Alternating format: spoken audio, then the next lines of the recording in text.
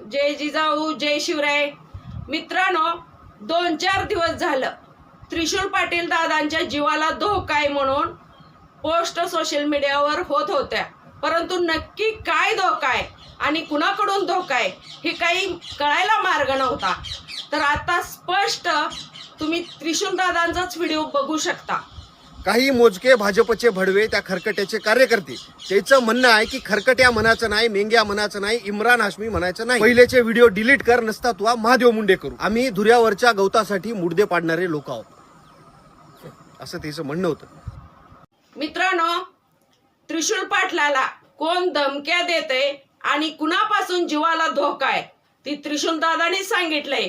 ते आता आपण सगळ्यांनीच ऐकलंय. मग ह्यात खरकट्याला खरकट म्हणलं तर ह्यात गैर काय आहे? अरे, माझ्यासारख्या एखाद्या महिलेने जर व्हिडिओ सोडला सोशल मीडियावर तर ह्यांची लोक एकदम खालच्या लेवलनं गलिच्छ भाषेत, की त्यांना असं भान सुद्धा राहिलेलं नसतंय की पुढे एक स्त्री आहे आणि त्या स्त्रीला एवढ्या गलिच्छ भाषेत, खालच्या भाषेत कशी कमेंट करावं म्हणून. तर ह्यांना ती नाही भान. ह्यांना फक्त भान कुठलं आहे? ह्यांना खरकट्या म्हणल्याचं भान आहे. खरकट म्हणलं म्हणून त्यांना एवढा राग आला आणि त्रिशूल पाटलाला महादेव मुंडे करू म्हणायला लागली. अरे अरे, कारण का तुम्ही लायसन काढले रे महादेव मुंडे करायची? त्रिशूल दादाची महादेव मुंडे करणार आहे ना तुम्ही? आतापर्यंत जरांगे पाटलाबद्दल तुम्ही कटकारस्थान केलं. किती कॉल रेकॉर्डिंग आली, काय झालं नाही. पुन्हा परवा एक कॉल रेकॉर्डिंगच व्हायरल झालं, जरांगे पाटलाला गोळ्या घालतो, त्याच्यावर बी काय झालं नाही. म्हणून ह्या आता त्रिशूल पाटलाला फोन करून धमक्या द्यायला चालू आहे. आतापर्यंत जरांगे पाटलांना झालं देऊन.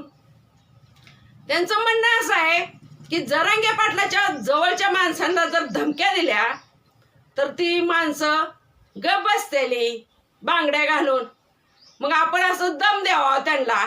दम दिलं म्हणजे जरांगे पाटलाजवळ माणूस टिकणार नाही ना. अरे बेट्यानो, तुमचा ती गैरसमज आहे. आम्ही ह्यात उतरतानाच मिलोय म्हणून उतरलोय. ह्या आरक्षणाच्या लढ्यात आम्ही आता मिलोय म्हणून उतरलोय. आणि जोपर्यंत मराठ्यांना आरक्षण मिळत नाही तोपर्यंत आम्ही शांत बसणार नाही. तुम्ही तोपर्यंत कटकारस्थान रचा, जीव मारण्याच्या धमक्या द्या, त्यासाठी कायदा आहेच, पोलीस प्रशासन आहेच. बघू किती ती दखल घेतोय कायदा तरी. आणि तुम्ही काय करा, तुम्ही लायसन काढले, तुम्ही रोज जरांगे पाटलांचा एक असा समर्थक हुडकून काढा आणि त्यांना धमक्या द्या. तुम्ही लायसन काढले, तुमच्या पाठीमाग एक बडे नेत्याचा हात आहे. त्यामुळं अरे बेट्यानो, पण कोण नसतंय कुणाचं. ज्या वेळेस स्वतःवर प्रसंग येतो त्यावेळेस ही बड नेता बिळात बसलेला असते. तर तुम्हाला उघडच उदाहरण घ्यायचं असलं तर घ्या त्या वाल्मिक कराडचं. संतोष भैयाच्या खुनाच्या आरोपामध्ये वाल्मिक कराड गेला तर बडने तर बाहेरच राहिले ना. जी सांगणार शिकवणार असते ती पुढं ढकलणार, ती मागच राहते. ते निस्तरायचं येतं ते आपल्याला. अजून बी तुम्ही शान व्हा. अरे, दुसऱ्याची घरं जाळणारी लय येते रे, पण आपलं घर शाबीत कसं ठेवायचं ते आपण ठरवू शकतो. आपल्याला कुणीही म्हणू द्या, कुणी वाईट शिकू द्या, आपण शिकायचं नसतंय. आपल्याला जी पाहिजे, जी चांगलं आहे तेवढंच आपण घ्यायचं ना. अरे, तुम्ही अशा जर लोकांच्या ऐकून जर आम्हाला धमक्या द्यायला लागला मराठ्यांना, त्रिशूल पाटील तुम्हाला एवढा साधा वाटला काय?